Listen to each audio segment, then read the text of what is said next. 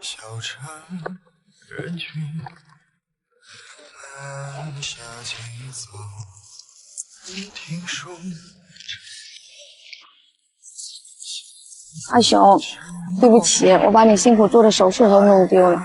没事啦，别放在心上。下午我没事做个更好看的给你。我老是丢三落四的，你不生我气啊？不生气，不丢的话，我怎么有机会做个更好看的给你？真的啊，有多好看？好看的不得了，你肯定喜欢。钱，我等着瞧。书写风花雪月时。哦，你在找什么呢？早上不小心把我儿媳妇装戒指的盒子给扔了，我找找看。不就是一个首饰盒嘛，还在这找，多脏啊！随便找找，没有就算了。你呀你，就是对你儿媳妇太好了，会把她惯坏的。儿媳妇嫁过来就是一家人，不存在惯不惯的。哼，我家那个你也看到，终究还是为嘞。阿红啊，你也要留点心。